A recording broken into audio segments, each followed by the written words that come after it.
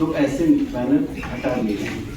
क्योंकि ये दलगत चुनाव नहीं है, ये दलगत चुनाव नहीं है, इसलिए दिशा निर्देश अन्य जो लोकसभा और विधानसभा चुनाव है उससे अलग होंगे। नमस्कार, आप देख रहे हैं नेशन पल्स। झारखंड राज्य निर्वाचन आयोग ने नगरपालिका चुनाव 2026 की औपचारिक घोषणा कर दी है। इसी के साथ चास नगर निगम और खुसरो नगर परिषद क्षेत्र में आदर्श आचार संहिता तत्काल प्रभाव से लागू हो गई है।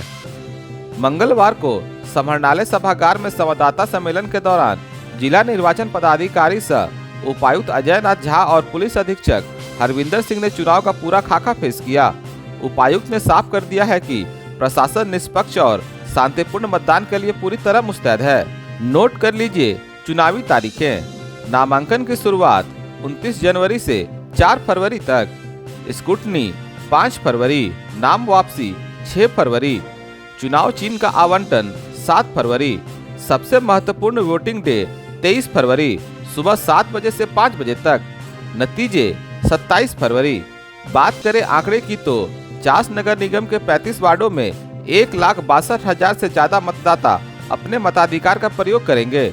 वहीं खुसरो नगर परिषद के 28 वार्डों में 65,000 से अधिक वोटर्स प्रत्याशियों का किस्मत का फैसला करेंगे। प्रत्याशियों के लिए खर्च की सीमा भी तय कर दी गई है। चास के महापौर पद के लिए 15 लाख और पार्षद के लिए 3 लाख, वहीं खुसरो में अध्यक्ष के लिए 6 लाख और पार्षद के लिए 1.5 लाख रुपए की सीमा निर्धारित है। पुलिस अधीक्षक हरविंदर सिंह ने चेतावनी दी है कि कानून व्यवस्था से खिलवाड़ करने वालों को बख्शा नहीं जाएगा। संवेदनशील और अति संवेदनशील बूथों पर सुरक्षा के कड़े इंतजाम रहेंगे। मतगणना के लिए कृषि उत्पादन बाजार समिति चास को केंद्र बनाया गया है। अगर आप भी इन क्षेत्रों के मतदाता हैं तो लोकतंत्र के इस पर्व में अपनी भागीदारी सुनिश्चित करें।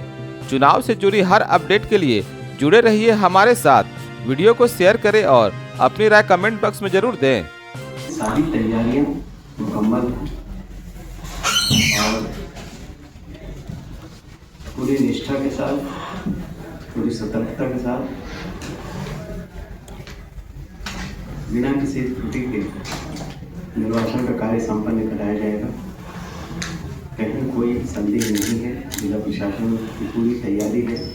इस संबंध में किसी भी जीरो एरर पर हम लोग कोशिश करेंगे काम करने का, किसी भी तरह का एरर ना हो।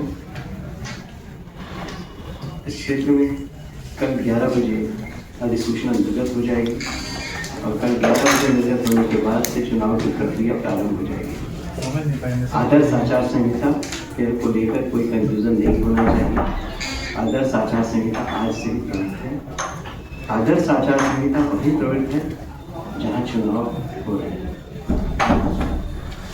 इस संबंध में विस्तृत गाइडलाइंस कैसे क्या दिए जाने हैं, ये हमारा जो आदर्श आचार संहिता का कोषांग है वो आपको देगा, बताता रहेगा।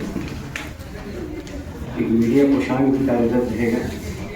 सभी कोषांगों के वरीय पदाधिकारियों और नोडल पदाधिकारियों के अभी आपके साथ प्रेस कॉन्फ्रेंस के बाद बैठक है, उस समीक्षा की तैयारी कर ली जाएगी।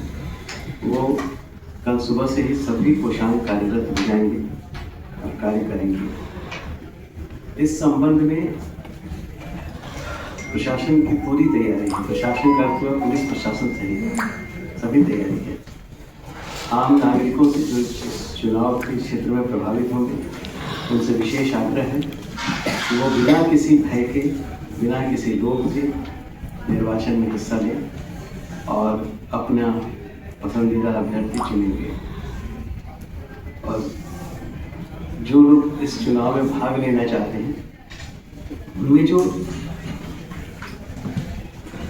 भी इसके लिए इंटरेस्टेड होंगे, जो भी अपनी रुचि रखते हैं कि हमें चुनाव के हिस्सा में चुनाव की प्रक्रिया में भाग लें, तो जो आयोग के दिशा निर्देश हैं उनका पालन करना होगा। उनका अनुपालन करते हुए स्वच्छता के साथ चुनाव प्रचार में व्यय की सीमा निर्धारित है, यानी बहुत सादगी से प्रचार प्रसार करना है। लोगों तक पहुंच के अपनी बात रखनी है और इसमें किसी भी प्रकार से जो आयोग के नियम हैं उस नियमों की अवहेलना की अनुमति नहीं रहेगी।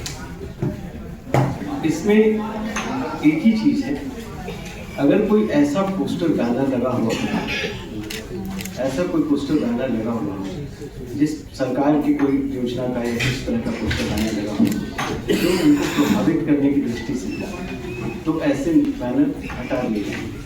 क्योंकि ये दलगत चुनाव नहीं है, ये दलगत चुनाव नहीं है, इसलिए दिशा निर्देश अन्य जो लोकसभा और विधानसभा चुनाव है उससे अलग होते हैं।